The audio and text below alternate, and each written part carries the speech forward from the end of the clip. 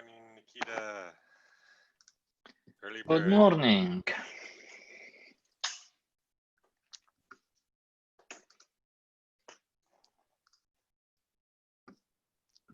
I saw another flurry of activity last night.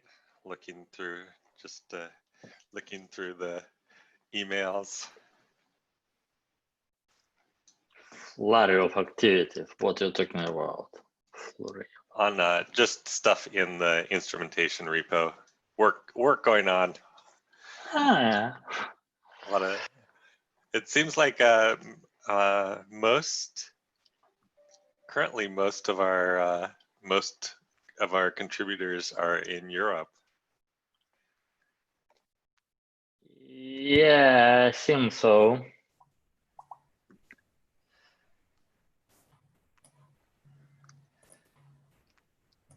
Hey, Jason, John, Pavel. Hello. Oh, I have no video. Let's fix that.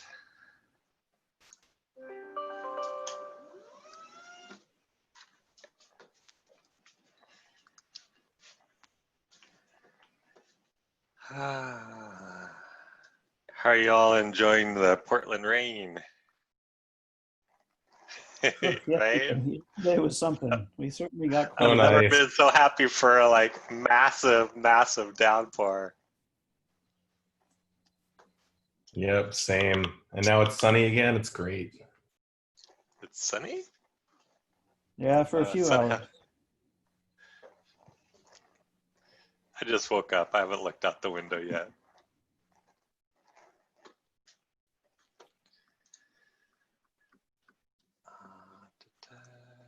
Where is, oh, not that one. This one.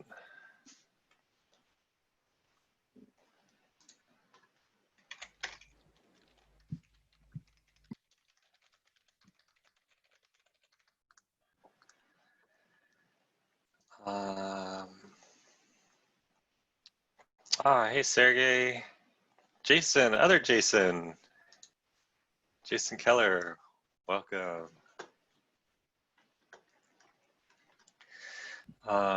We don't have much on our agenda today, so feel free to add anything that you want to talk about. I will start with the P1 issues. We closed one, we opened one, so we're still at 10. The one we closed was a really nice muzzle improvement, which had broken in one of our releases. Did we release it, Nikita, with the broken servlet output stream, or did we catch that before the release? No, we released that. I don't remember. Yeah. Anyway, we had written a subclass. We'd made a subclass of servlet output stream to count the bytes that were sent so that we could capture the content length semantic convention. And our tests run against servlet 3.0. So our tests didn't catch that. Because normally we also run tests against the latest. So now I'm confused why we didn't catch that. But Muzzle definitely didn't catch that because Muzzle keeps track of all the methods that we call and makes sure that those methods are available at runtime before it applies the instrumentation that uses those methods. But it was not looking at classes that we extend. So if we extend an Elasticsearch class or a servlet output stream, a servlet class, it was not looking at runtime to make sure that that superclass didn't introduce any new abstract methods that we haven't implemented. And so now it does that, and it won't apply the instrumentation if there's new abstract methods that we haven't implemented, saving us and users from abstract method errors in their application. So that's a really good, because Muzzle is, while it's complicated, it gives us, it's supposed to give us that safety mechanism that we would get essentially from compiling, doing compilation, using the underlying library, like compiling stuff directly against the code versus that the user's code is using, versus trying to, bytecode instrument that at runtime.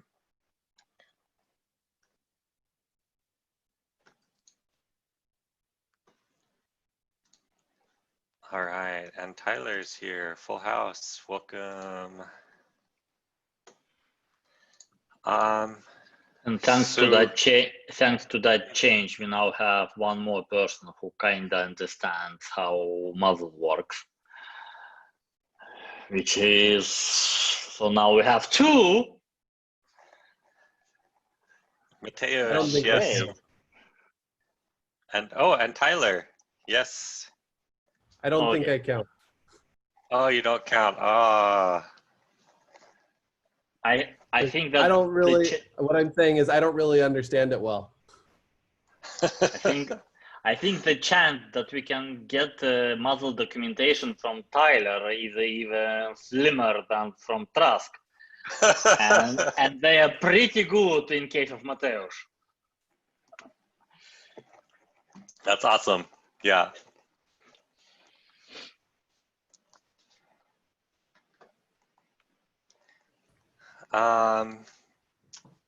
I think last week we went over the P1 issues, so I don't think we need to do that. The only new one is just a simple one. I just made it P1 to make sure that it happens, is the environment variable names, several environment variable names are changing upstream in the spec and in the Java repo.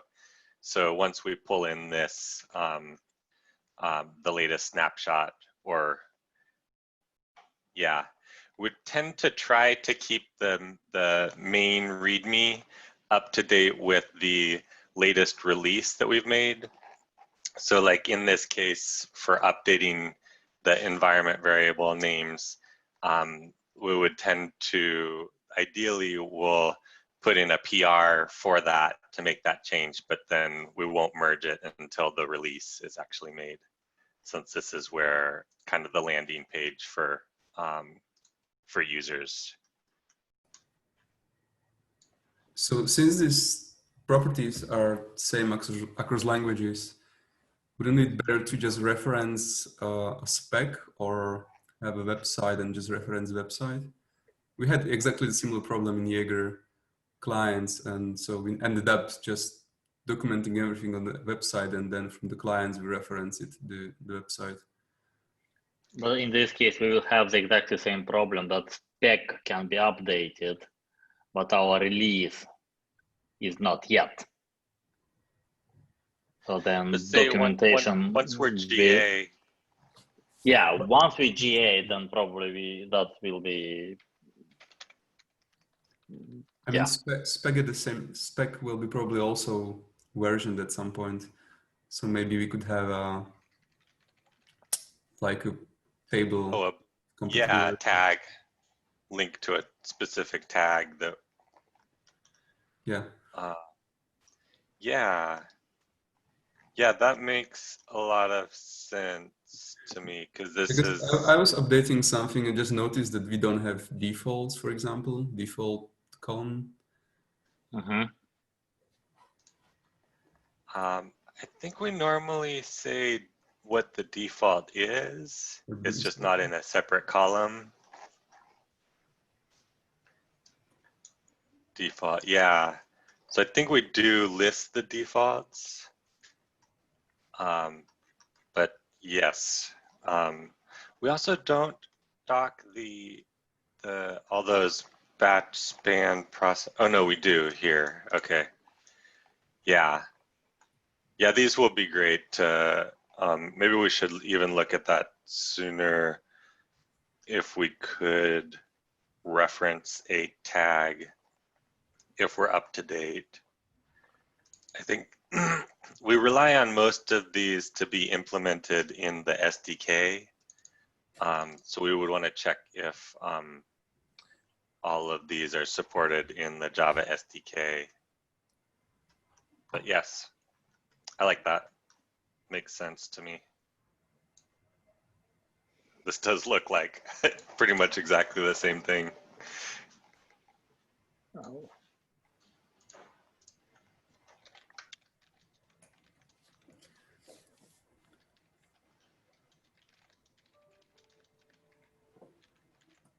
Yeah, it's very similar. And there is also on the OpenTelemetry Java repo, there is this quick start README, which also lists some of the properties that I guess are not in the specification repo. And those also should work in the agent, right? Yes, they should.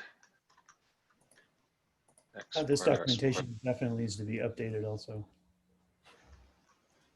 I think for end user, it might be hard to know where to go and find these things.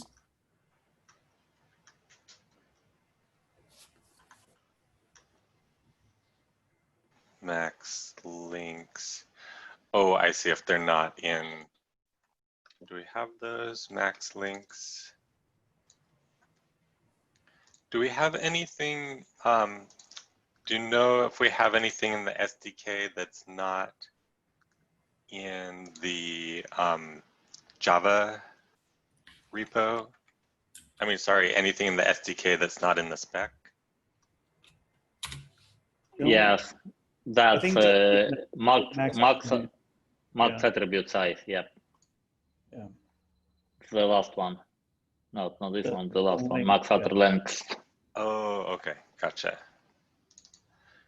Is there a proposal to put that in the spec?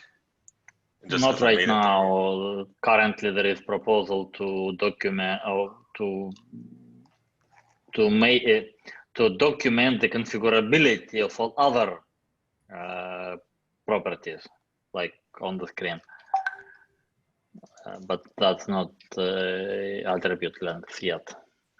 That probably should be put into spec as well. Yeah. So we could dock things not in spec separately. I mean, in addition to linking to spec.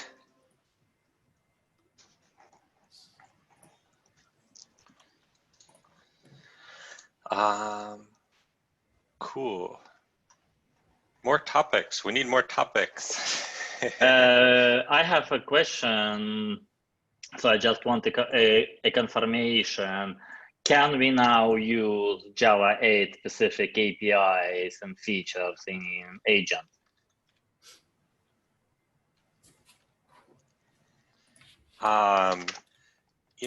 Definitely in, oh yeah, we can, because the SDK is bumped now, so we can't even support Java 7, our original plan of having some manual instrumentation maybe for Java 7 on Android. Yeah, because will be, yeah. So we can. Because of the desugaring, the Android desugaring, that wasn't needed. So yeah, can we use Java 8? Yes, all in on Java 8. Cool, thank you. Yay. Yay. That sounded like Tyler. I know he's wanted to go to Java 8 since we started this project a year ago.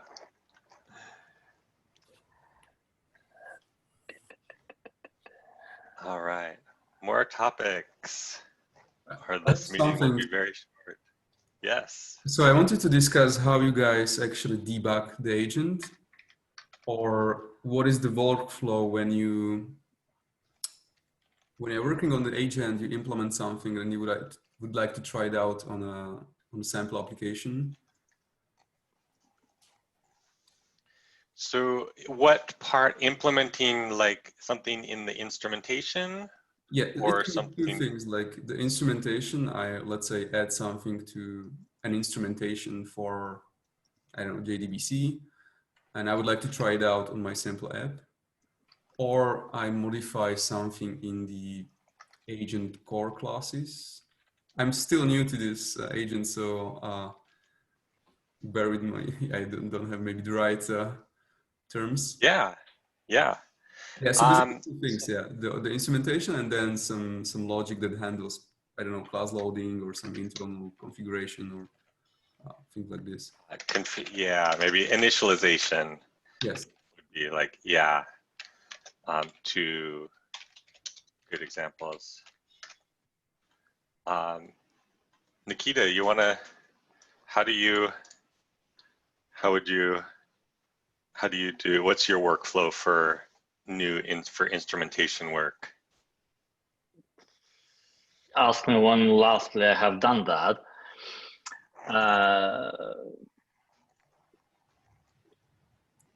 I don't know, really.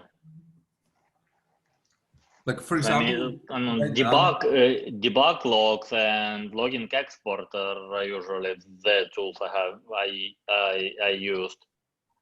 yes, but what would you do? Would you just compile the agent and then, you know, use in most cases I just run our tests just on the test? I think that's yes. the most efficient solution, right? To just extend the test and Well, yeah, debugging via tests is almost always the most efficient solution if tests are more or less stable. yeah, I was wondering if there is something that you have an app and you would like to just quickly run the latest agent on it, or not the latest, but what you have on your file system. I very rarely do something with full-blown agent. Sometimes, but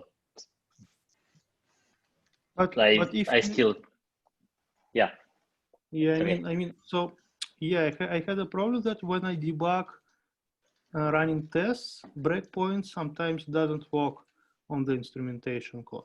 Yeah, breakpoints in advice code doesn't work because ByteBuddy just inject that code directly into target methods. So there is no such class or line. Yep. Yeah, so system out println.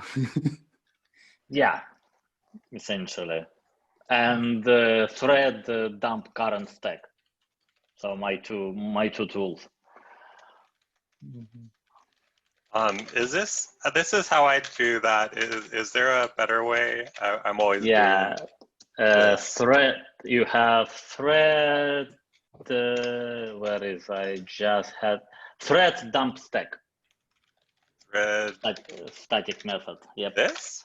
Yep. Wow, I've never used that. And it dumps it to standard error? Yep. Cool. So yes, I agree. That matches my workflow. Also for instrumentation is I pretty much do exclusively for instrumentation work, testing using the tests and debugging in IntelliJ. And then, yeah, this is a great caveat that about the breakpoints. For the initialization stuff, though. So with regards to the breakpoints, that's where it's really helpful to have the bulk of the logic inside of like the helper classes, like in the tracers. Yes. Like in new tracers and not like in old decorators. Well, the I'm decorators would still work too, but they have just the point being having as little logic in the advice as possible. Yep. Makes it much easier to debug. So if you FYI, thread.dumpstack does exactly what the line above does in the document there. All it does is create a stack trace. But, All right, well, but it's less characters to type. It's a Yep. few less characters. So I'm all in. I'm using this next time. I had actually never seen that before, so I went and looked at the implementation. Yeah, and it just new exception print stack trace.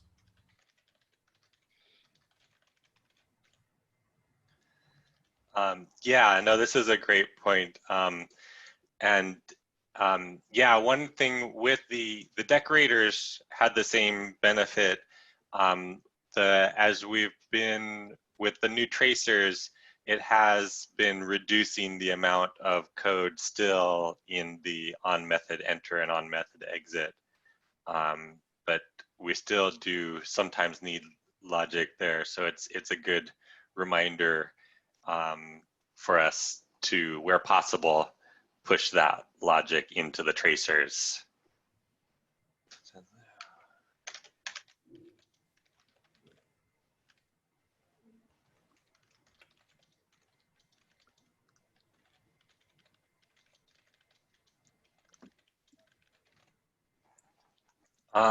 For initialization stuff, this is what I do.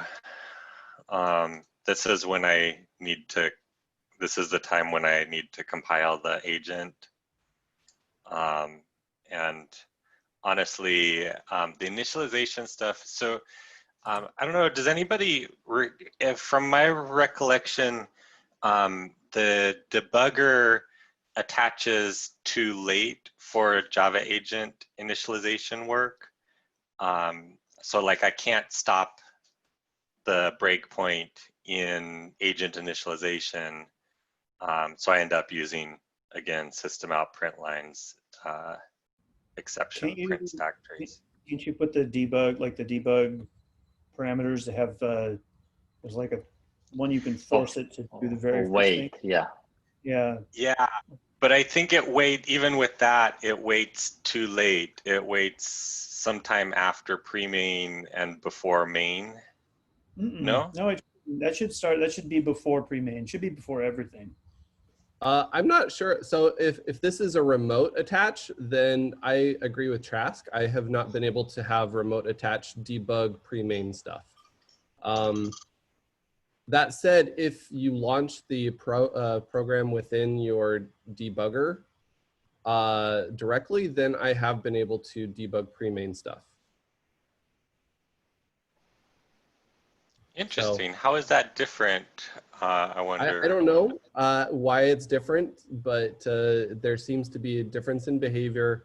Perhaps because the debugger, like IntelliJ, is able to attach before the pre-main starts up.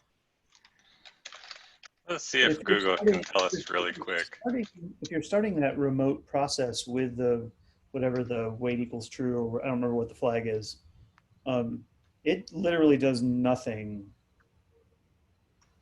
before it starts up.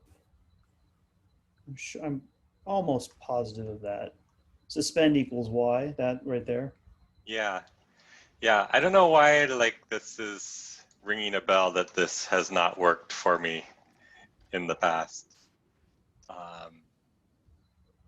But I could be completely... Yeah, I wasn't able to do it either with the wait. I don't know, I'm sure that I did this. I'm gonna leave that as an open question. I will try it out because I'm dying to know now. Does action item? I will report back next week. Does debugger attach early enough for pre-main? because I also said that in the issue that Pavel opened. I mentioned that last night, so I want to correct that issue, my statement on that issue, if it's not correct. Hey, I wasn't looking at how exactly are the tests implemented, for example, for the instrumentation, but let's say you edit the initialization code and then you run instrumentation test. Does it run on the modified initialization code? So currently the the tests don't run like with the full Java agent. So it's that's something that we're thinking of, that we'd like to do.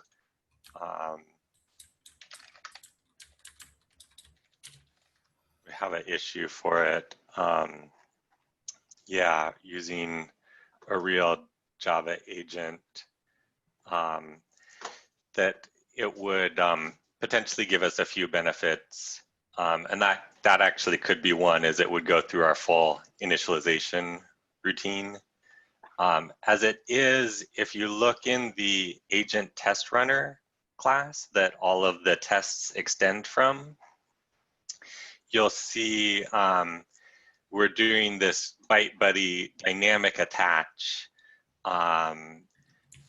where it it goes through some of the initialization code, but not all of it, and not the standard route. So no guarantees there.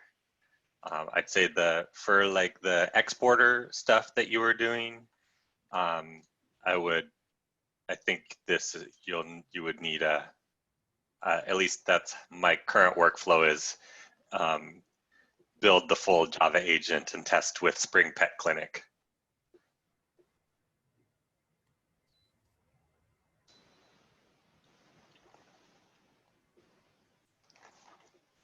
Shall I document these things? Yeah, in some contribution. Yes. We have yes, in the contributing doc, that would be great. We don't have any section about debugging. We have lots of sections missing there. We're always love, especially new folks coming on, and like to see what problems they hit is super helpful.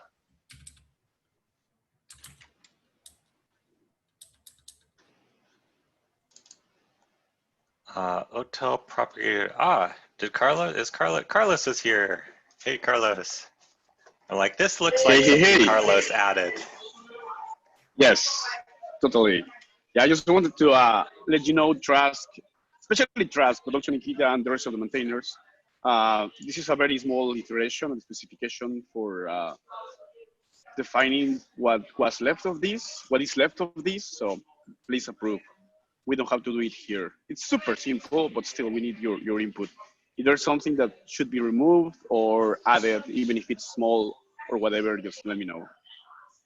Hopefully, because my plan is to have all the big things to be merged by the end of the day tomorrow. And this is one of the important items that we were still missing, even after there were rated PRs. Yes? Yeah, so could you just talk kind of high level I saw this, but it seemed mainly just like wording clarification of things. I didn't see any real change to behavior.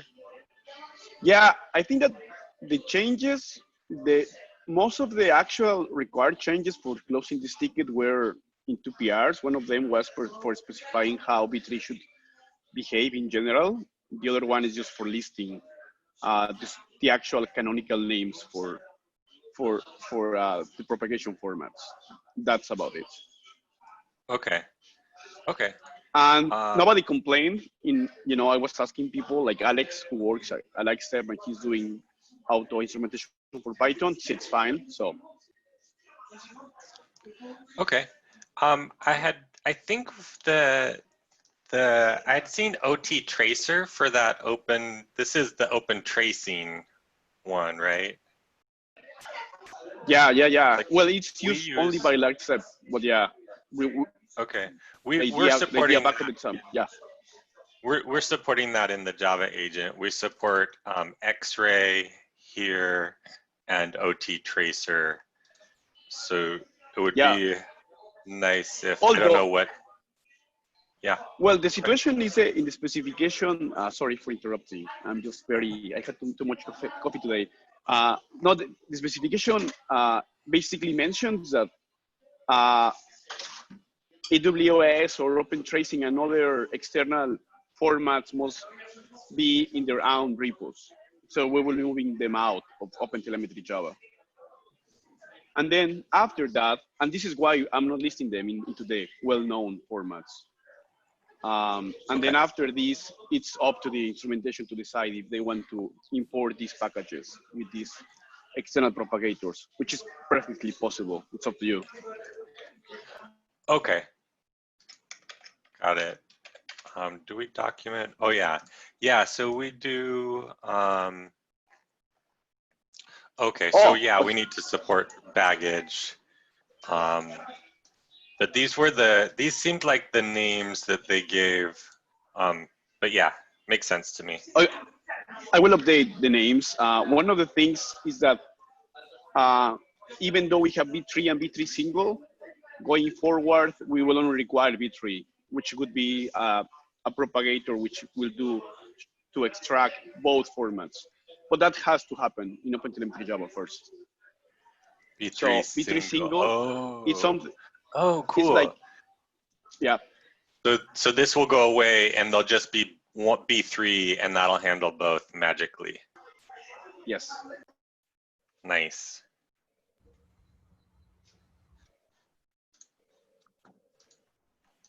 Yeah, that's all from me.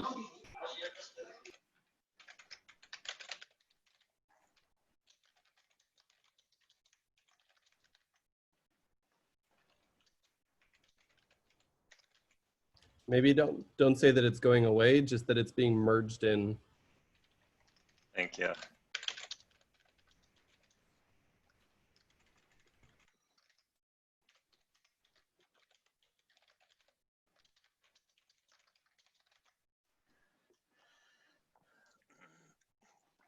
All right. Well, I will go through the weekly digest, and then if anybody thinks of anything in the meantime, we can circle back.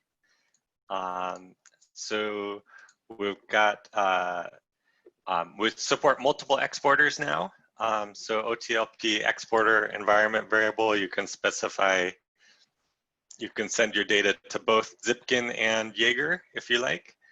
That will become more useful once we support Prometheus, since that was kind of seems like the main use case is, oh, I want to send my spans to Zipkin, but I want to send my metrics to Prometheus.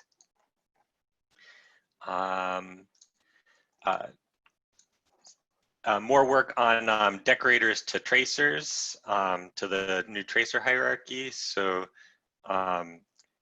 all the database client decorators. I don't know, Nikita, have you looked at so we've done now HTTP clients, HTTP servers, databases. RPC, we have several, we have some messaging decorators still. We still have, for some reasons, a lot of servlet-related decorators, which used in some strange filter instrumentations or whatnot. And more or less, that's it. We have like around 10 of them. Nice. So I would like to review all of them and to review how they correspond to semantic convention by next Tuesday, where my internal sprint ends, because I have task in Jira. But I don't know if I will manage that. But that's the plan. Cool. Yeah, let's skip down to these two. Nikita's been going through all of the different span types one by one and making sure that we're conforming with the semantic conventions. So that's really nice. And a lot of work. We removed Java 7 support. So yes, it's all official. The SDK is now on Java 8. We're on Java 8. Moving forwards. Oh, the smoke test for logback. So the logback, because of SLF for J, because logback uses SLF for J, and we use SLF for J shaded internally. We do some shading. It's easy for our shading to mess up the logback instrumentation, but the logback instrumentation itself, the tests don't run against the shaded agent. And that kind of potentially comes back to this issue that we feel like we've discussed. I feel like it could solve a few different problems, and this would be one, is if we actually shaded and ran the real Java agent against those tests, that would capture that. But in the meantime, things that are fragile, that we know are fragile, we're adding smoke tests for, and the smoke tests do run against the final Java agent artifact. And the smoke test infra is really nice now. Nikita had done a lot of work there to now the apps, we spin up Docker containers, and the app is inside of the Docker container, and that way we can run against different Java versions in the Docker container. And the OTLP, we use the OTLP exporter to send the results back to the test that kicked it off, and then it can verify the results that way. So does it use the like in-memory collector? It opens a port with a gRPC service. Yeah, so it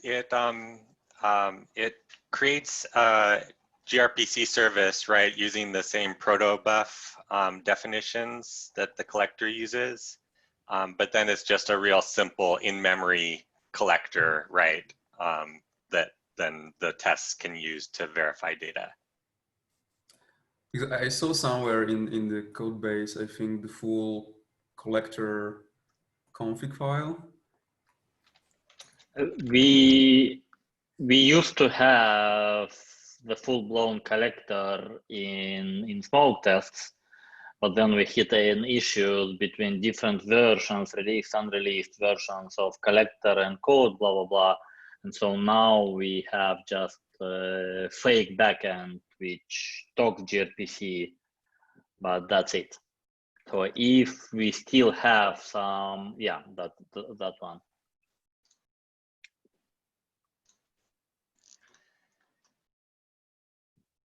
Yeah, so it's just a real simple, it receives the data, the OTLP data, stores it locally, and then the tests can get that and verify the results. Yeah, the config is in the smoke test source test resources. I'm not sure if it's used or not. Yep, that can be removed now. Yep. Oh yes, this was old. Yep.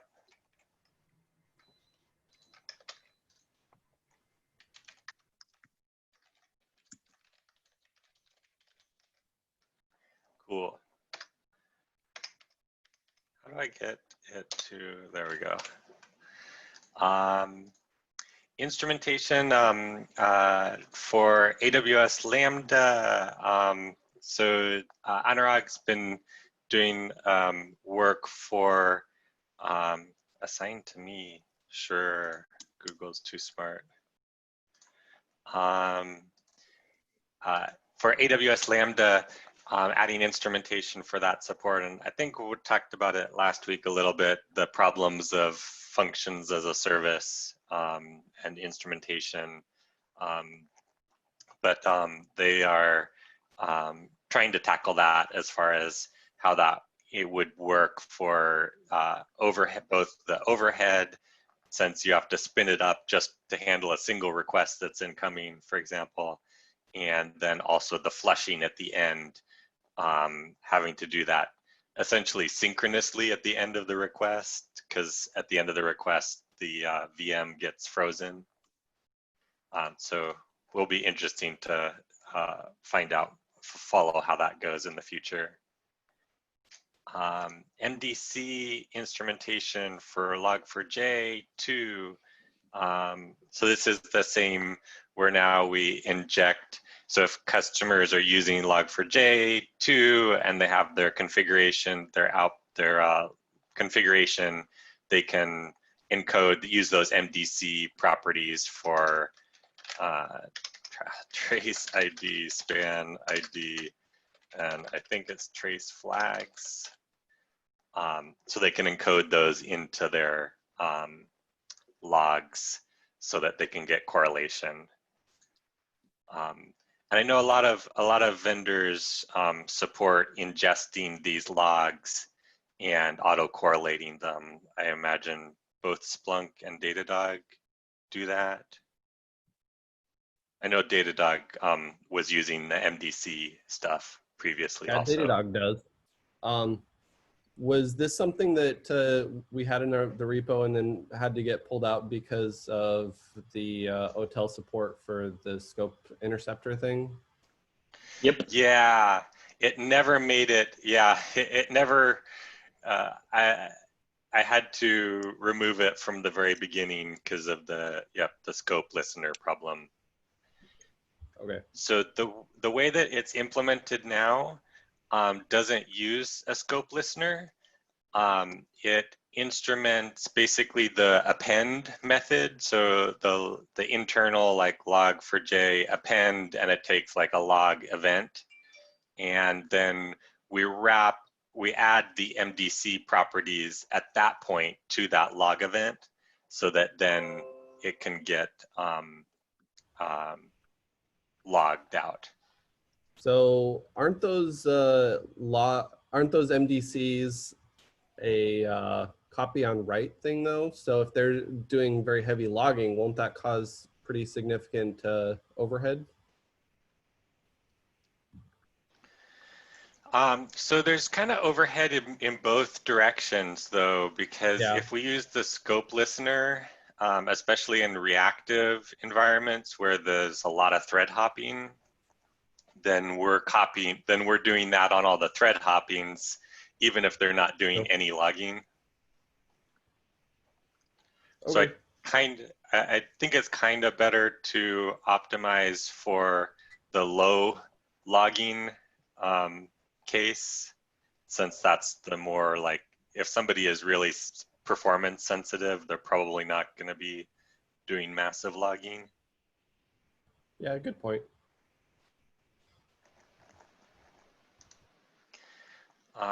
This one we talked about the muzzle. This was very fun and time-consuming to review. I can only imagine how fun and time-consuming it was to implement. So good work, Mateusz. I know he's not on the call today. Sorry, could you just briefly describe what that is, the muzzle? Yes. So muzzle so the problem that muzzle is trying to solve is in our instrumentation, we call, like, say, Apache HTTP client instrumentation. Let's pull one up to make it concrete. Instrumentation, Apache 4. So let's look at this instrumentation here. And so the instrumentation, this one is way too, let's go to Google HTTP client. That one is smaller. So we're instrumenting HTTP request and instrumenting exec method, and on method enter, so we take in the actual Google HTTP client HTTP request, and we call start span. Is this going to work? Oh my. On that, oh, here's an example. Request get headers. So say we apply this instrumentation, say Google releases a new version of Google HTTP client and they remove the get headers method. Then if we apply this instrumentation, then it's going to come in here. We're going to call get headers. Get headers is not going to exist, and so they're going to get an abstract method error. So what Muzzle does for us is it's both it's a two-pronged approach, the two phases to Muzzle. One is at compile time. We have a Gradle plugin that goes through, analyzes all of the methods that we rely on, that we call from these, basically from anything that's not our own code. If it's our own code, we're like, we can rely on that being present. So it'll make this list of all the methods that we call. Only and classes or just any classes? It starts at the advices and then recursively drills in, like, so tracer, so here we call tracer start span. So if we go up to the tracer here, it'll go into start. Oh, that's in the base. So it'll go into start span, which, you know, keeps going, and eventually it keeps going, and so that'll eventually call like these abstract methods, which then link back up to these methods here, like status. So get status code will be, Muzzle will see that we also use get status code inside of that instrumentation.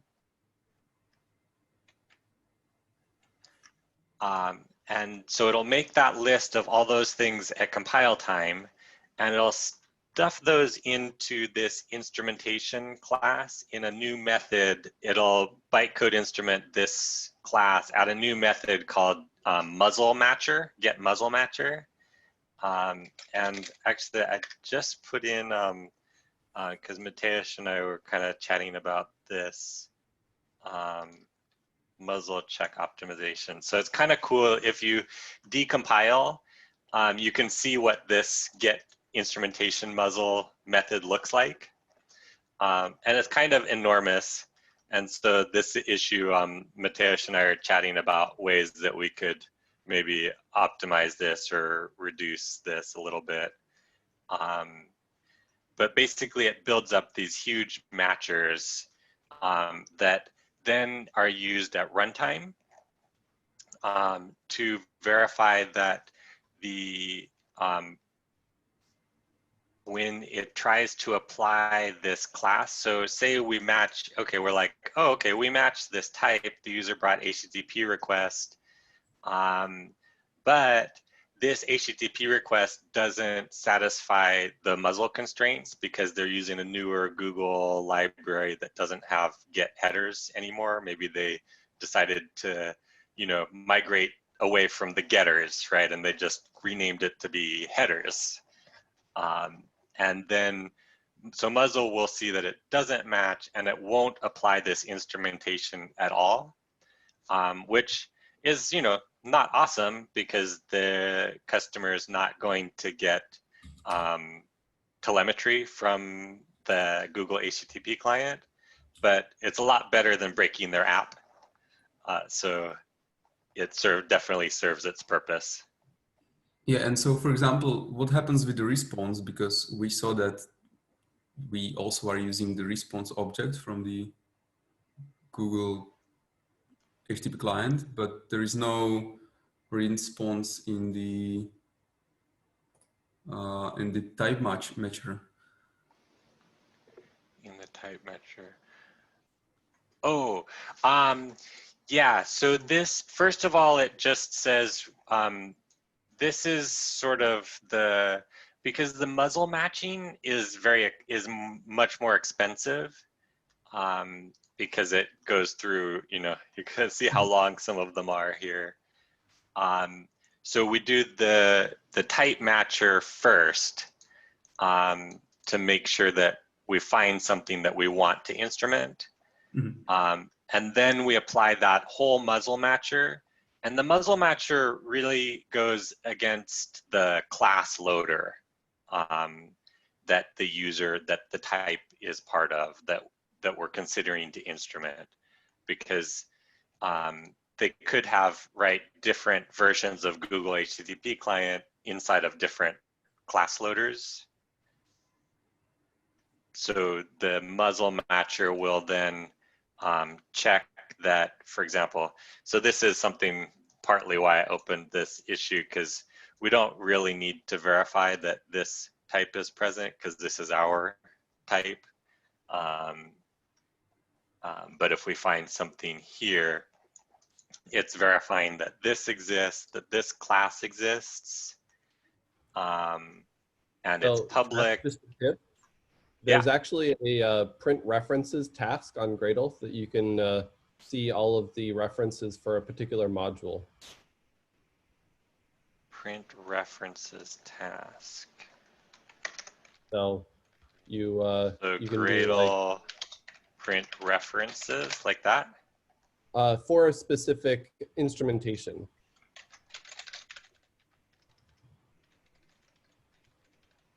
Yes. Cool. Yeah, I thought that the ByteBuddy is doing something similar.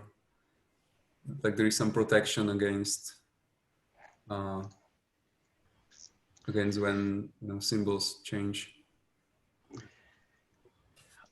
So yeah, so ByteBuddy will protect against the type, what we're what we're expecting to pass in to the advice, because that's where it is. That's part of its matching routine, and same here, ensuring that we're actually getting this type. The method actually returned this type for it to match. But it doesn't go in depth into other things that we happen to be referencing within our code.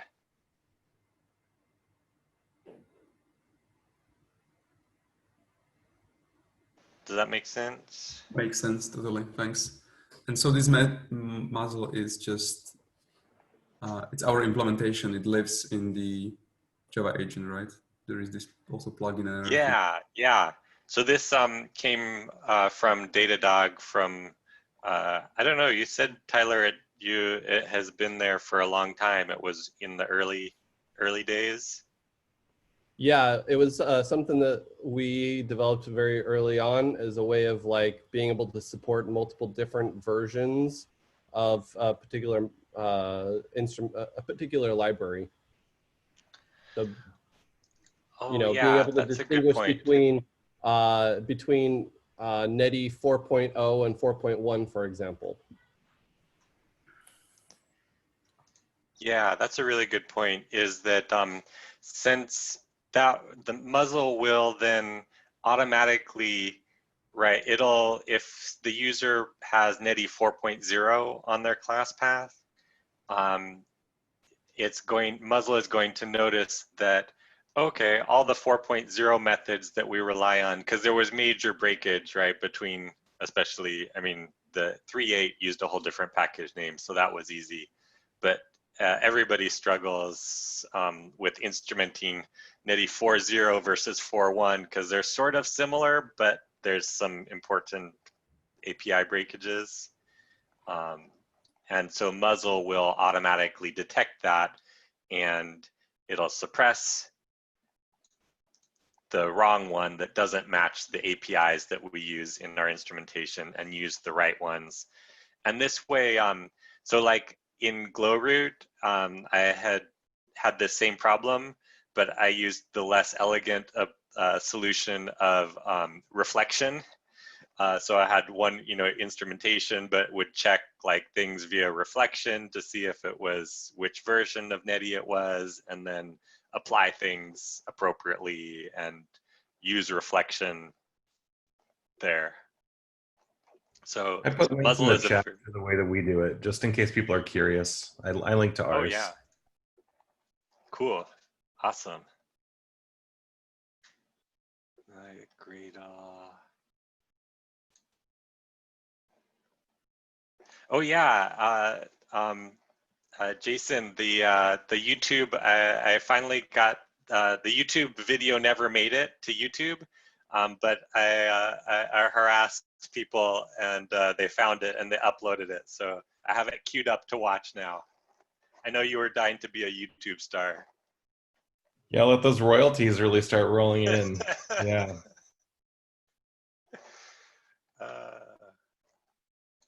Yeah, if you have Cool. questions or whatever, just reach out. It's fine. Awesome. We are at 5 minutes till. So any last words, questions, thoughts? Don't forget 6 p.m. Pacific time tonight is the meetup with Anurag and Zoe and anyone else who wants to join us from the other side of the world. Did the Zoom meeting get fixed up in the invite in the calendar? The Zoom meeting for the 6 p.m. should be fine. That was the yesterday mornings. I think Carlos was going to update that. Okay, cool. I assumed it was the same Zoom meeting, but I guess not. No, it's not. I joined the one that was in the thing yesterday and was staring at Matt Ware. It was great.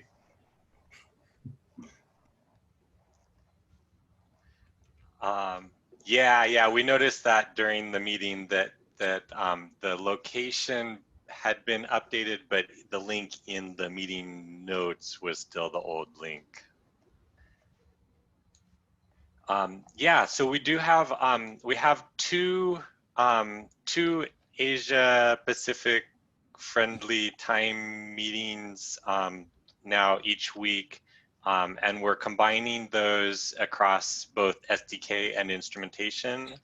One of them is Tuesday, 10 p.m. Pacific, and the other is Thursday, 6 p.m. Pacific. So definitely encourage anybody who wants to join.